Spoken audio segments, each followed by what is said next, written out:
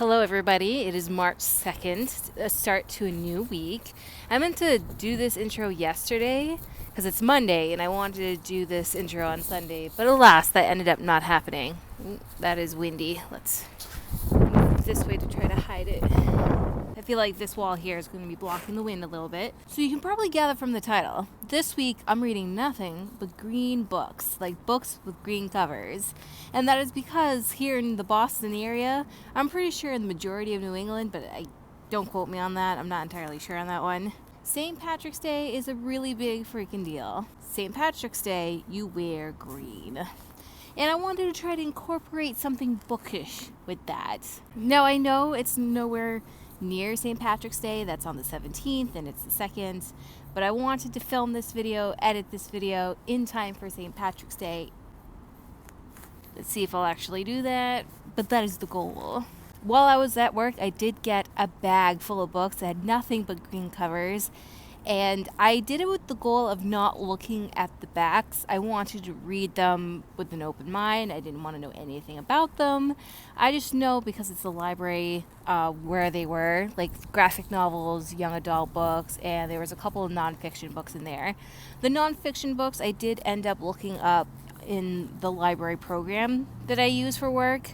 I wanted to try to incorporate some Irish authors, and these couple of books was like roughly what I found. The book I'm currently reading is The Lies of Rukhsana Ali. I realized as I'm walking that I didn't have anything to listen to, and so I went through my Hoopla account, looked through all my favorites, and found a green colored book. I only have like a vague memory of what this book is about, so I'm still counting it. I've literally just started it, so there's really nothing to report in regards to my thoughts yet, but I'll check in with you guys later with those thoughts. Oh, and before I forget, I actually found inspiration for this video through BuzzFeed's, goodness, what's her name? She does, like, I eat nothing but this colored food for the day. Like, she ate nothing but black food, ate nothing but yellow food for a different video. And so I found inspiration through that video for this. Gotta give credit where credit it's due. Alright, for real, I'll check in with you guys later. Good morning, everybody. It is Super Tuesday. I'm going to be sure to vote later. I'm not going to say who I'm voting for because, frankly, it's my business. And I also want to do some last-minute research before I head out to the polls just to really confirm this person is who I truly want to vote for. So I didn't get a whole lot of reading done yesterday. I got maybe an hour into The Love and Lies of Rukhsana Ali by Sabrina Khan. I got about an hour into this audiobook. We see that she's hiding her relationship from her very conservative Muslim parents. She's dating a girl, and she's head over heels in love with this girl, but she just knows that if they find out, she's not going to be able to go to California for college. I want to say she's on the East Coast. I'm not entirely sure where she is, actually. But she has plans on going as far away as she can for college, and she wants to go to Caltech, and she wants to go there with her girlfriend. And she just knows if they find out, that's just not going to happen. And so right now, within this hour of the audiobook, she's just been like sneaking around with this girlfriend, and the girlfriend isn't really having it. She doesn't want to be a secret. And as much as I understand that, this girl really needs to understand. Like, I don't understand why she doesn't understand why this girl is closeted. Like, she must remember that fear of coming out to her parents. Like, I'm really happy for this character. She came out to her parents and they were supportive, but not everybody has that. And she must remember the fear of like, well, what if they don't support this? But I also get, like, you want to have that normal, fun relationship like everyone else gets to have. So I get it, but I'm still very frustrated with this character. So not a lot has happened within the first hour. Obviously, the book just started, but obviously where I was still listening to it on the train when the data kind of just shuts off. I'm listening to this through Hoopla, and for some reason this app likes to crash when I don't have the strongest signal. And of course, where it stopped working, she's out at Starbucks with her girlfriend, and she turns around and she sees like a family friend that's at the Starbucks, and she starts freaking out like, oh my god, did he see us? Did he see me kiss her? Did he see me hold her hands? And she tells her girlfriend, hey, this guy could possibly tell my parents. And then she's like, oh my god, are you sure that he saw us? And that's where it stopped working. What a place to stop. And of course, I haven't had a chance to continue reading this audiobook, or listening to this audiobook rather, because again, on the way to work I tried listening to it on the train and I couldn't get it to work. So as far as I know, some drama is about to drop as soon as I hit play. But not having access to data didn't stop me from reading on the train. I did have... That was my coworker that just went by and I didn't want to be caught vlogging. And not having access to data didn't stop me from reading on the train. I did have this graphic novel with me, Miseryland. As you can see, a nice green cover. Even our characters are wearing green. It's by Kyler Roberts. I hope I'm pronouncing that right. It's a graphic novel, and I had no idea what this is about. Obviously, like according to by the cover, it looked like it takes place in somewhere suburban, and that is basically true. It's really just snapshots of this woman with her child, and there's no actual storyline or story arc. It's just moments in time with her, in her life, whether or not she's with her child. I'm at 50 pages right now, and the farther I get into this this graphic novel, the more I feel my ovaries shrivel up into my body. Kids are cute, and there are moments where I laughed at this kid, or laughed with this kid, because she's just so funny. She starts singing, and then her mom starts singing with her, and the kid just stops dead and goes, "No, you don't get to sing." And it's just, the absurdity is very funny. And then there's another moment where the kid goes to the mom, "Hey, do you remember when I just pooped everywhere and you were mad and dad was mad and I was mad? It was just a mad sort of day." And just the matter-of-factness was very funny. There's moments of where the absurdity is funny, but the more I'm like, this is not relating to me. I don't think I'm the intended audience. So I see this being a 2-star read, but we'll see by the end if that is the case. I kind of wish there was more of a storyline here. It's interesting seeing snapshots of this person's life, but I can't tell if this is autobiographical. That's the word I'm looking for. I don't think that's even a word. I don't know if the comic book is an autobiography or if this is based on her life. I have no idea. And of course, I'm trying not to look this up until after I finish reading it, because that is the intention of this video. Reading books solely on the cover, and that's it. So I guess I'll have my questions answered when I finally finish this and then add it to Goodreads. But I'm going to end this check-in here. I have to go into work now. It is about that time. I don't think I'm going to be reading anything at all until after I get at work, because I'm not allowed to listen to stuff on the floor anymore. Someone in administration doesn't like the fact that we wear headphones on the floor, and so she's banned them. So yeah, it's quite unfortunate, but what are you going to do? I'm walking up to my house, and there's a bunch of turkeys here. Oh, I can't tell if one's a tom or not. Are the guys called toms? Like cats? I have no idea. Hello, ladies.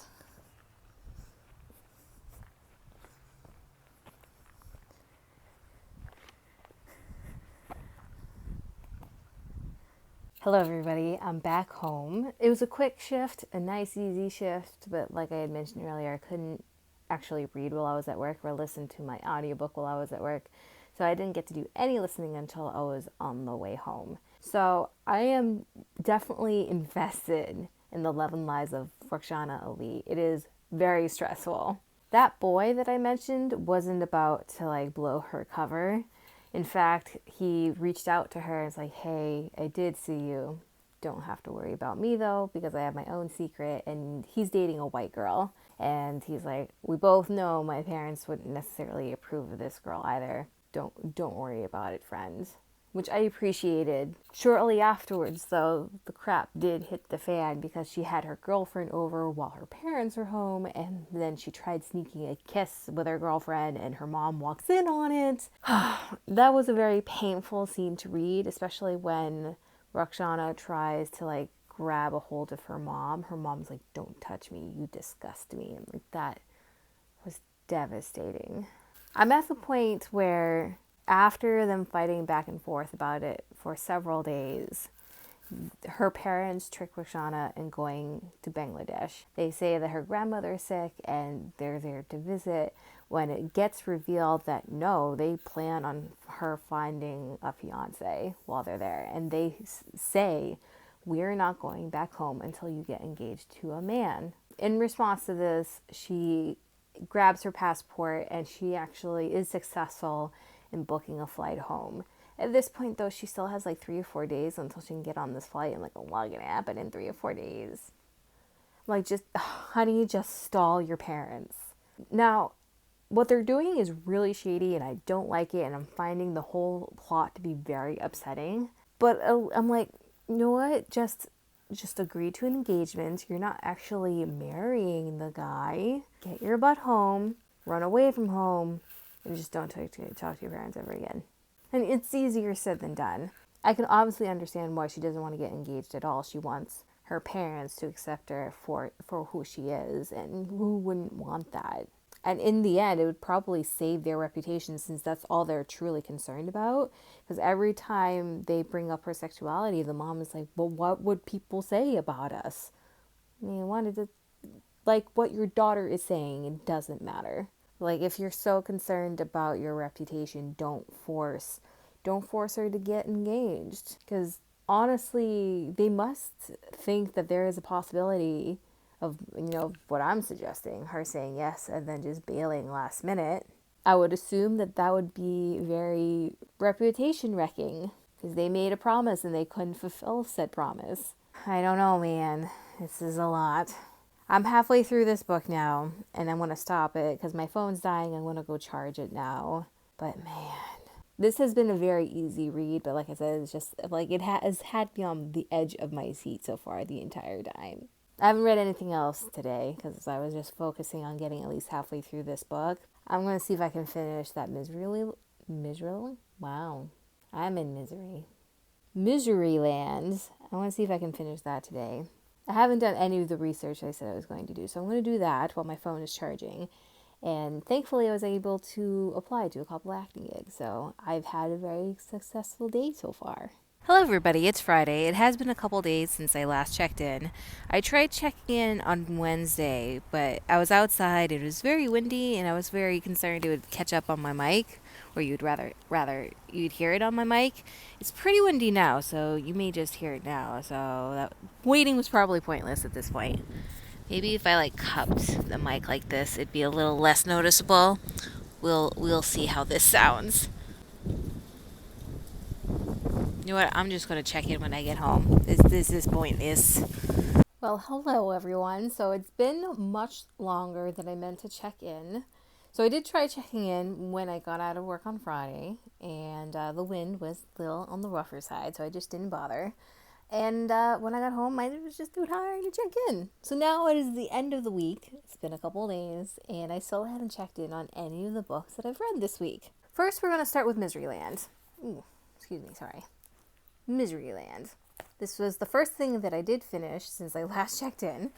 And I actually thought it was going to be like a series of comics with an overall story arc. But after I finished it, I looked up to see what it was. And it's really just various comics that this author has done that's been bounded up. And the comics is literally just snapshots in her life with her child. All I got from this, that children are both hilarious and horrifying.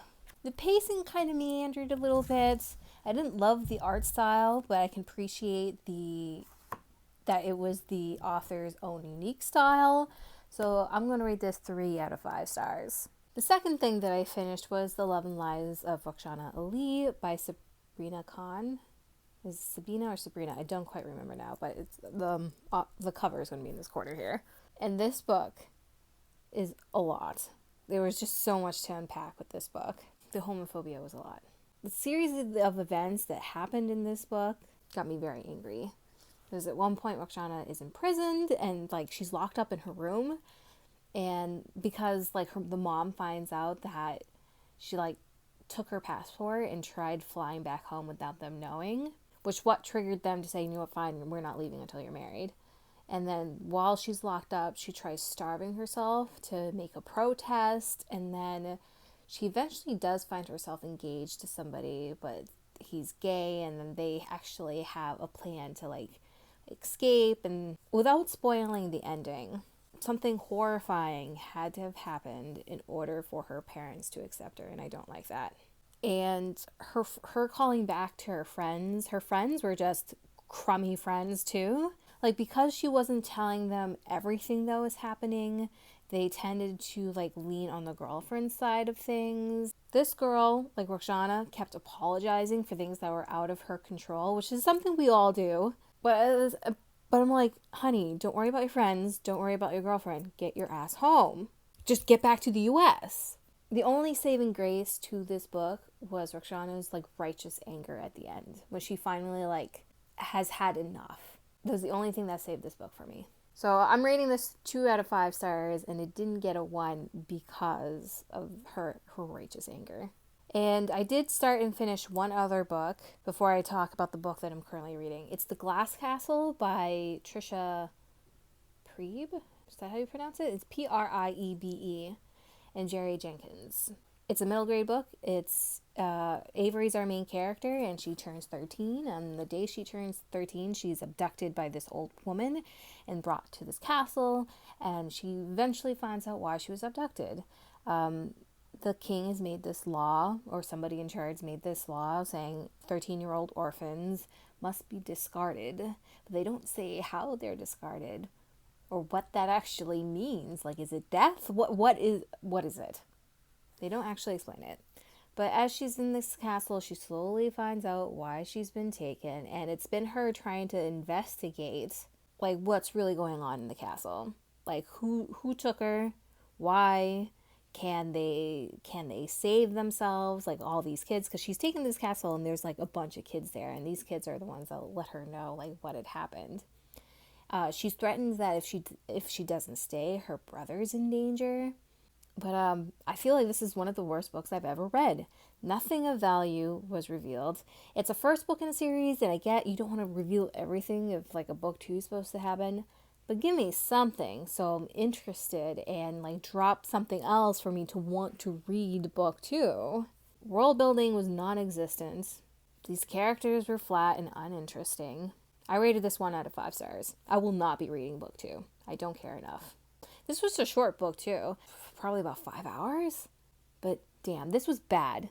The fact that nothing, like, I'm not entirely sure what this story arc is meant to be.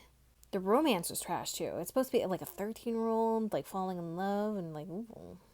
And I get, like, I had crushes at 13, but this was straight up obsessive infatuation that I was just don't bother with this book.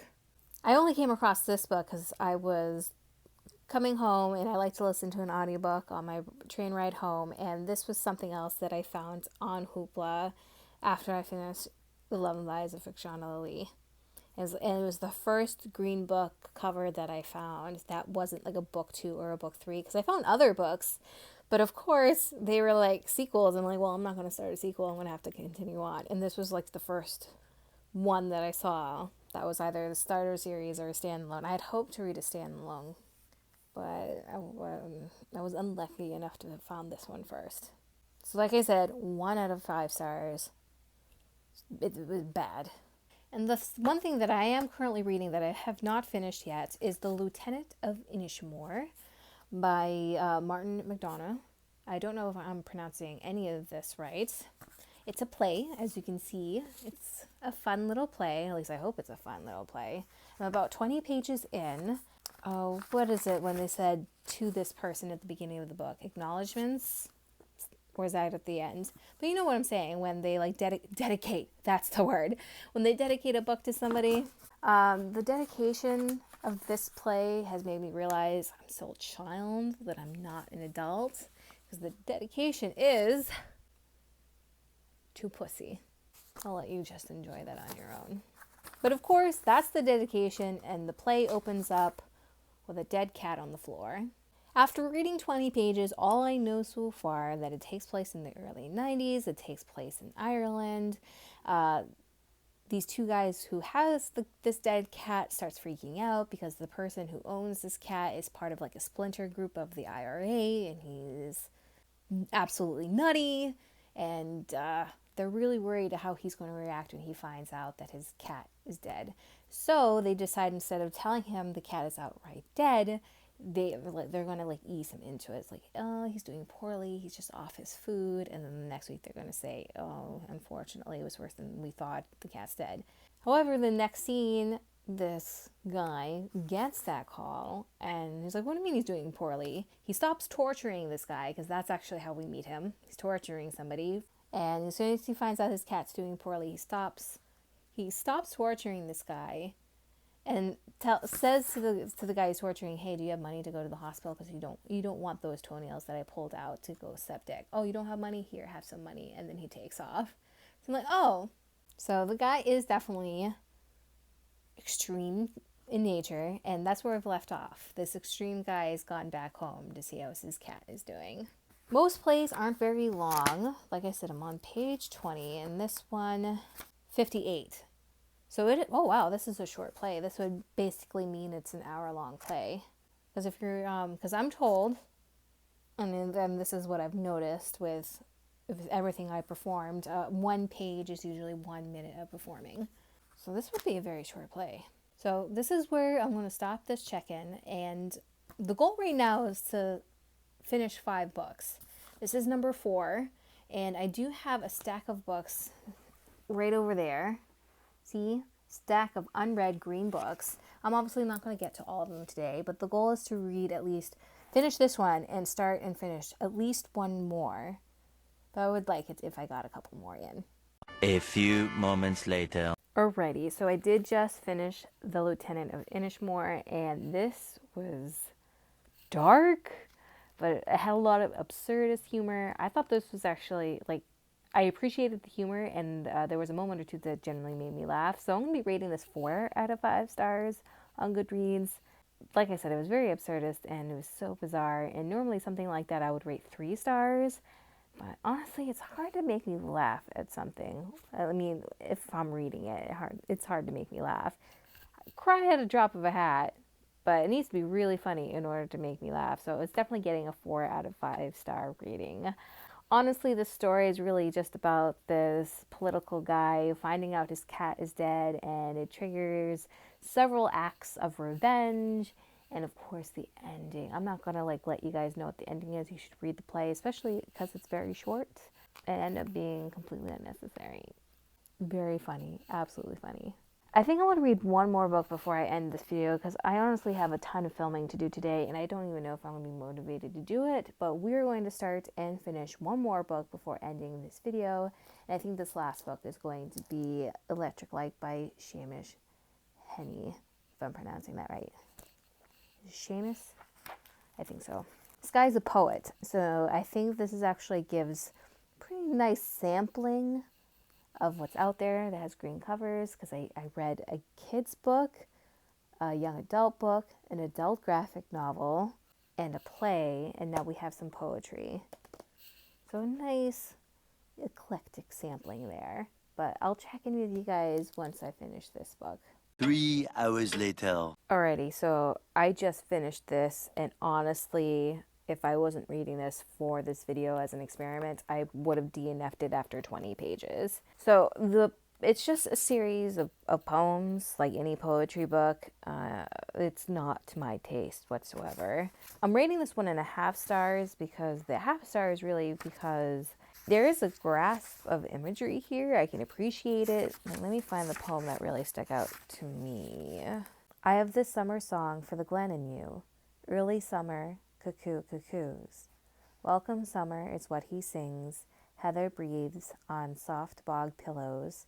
Bog cotton bows to moorland wind. The deer's heart skips a beat. He startles. The sea's tide fills. It rests. It runs. Season of the drowsy ocean, tufts of the yellow blossoming winds, bog banks shine like ravens' wings. The cuckoo keeps on calling welcome, the speckled fish jumps and the strong warrior's up and running. A little nippy chirpy fellow hits the highest note there is, the lark sings out his clear tidings, summer, shimmer, perfect days. So yeah, the imagery there is very great. I can picture these items.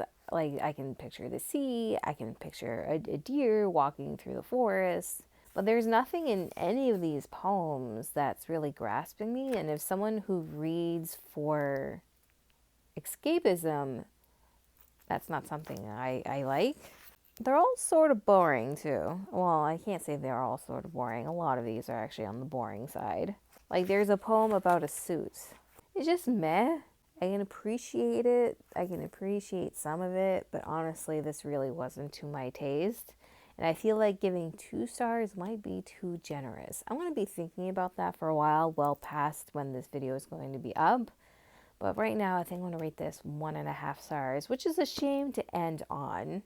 So all of these books, like the genres were a mixed bag, but so were the ratings. I feel like I only really enjoyed one book and everything else was on like a meh scale except for that one terrible middle grade book.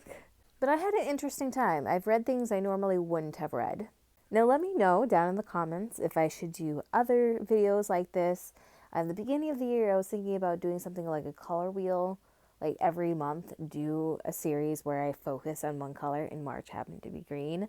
Let me know if it's something you're interested in and something that's worth pursuing for me, because I would hate to make content only for you guys not to like it. And let me know your thoughts on some of these books. Does Seamus Heaney or whatever this fellow's name, has he written anything else that I might like? Because otherwise, unless I'm getting a recommendation from somebody, I don't see me reading anything else by him. And your thoughts on these other books are also appreciated. As always, I hope you guys enjoyed this video, and I guess it's ta-ta for now. Bye, guys.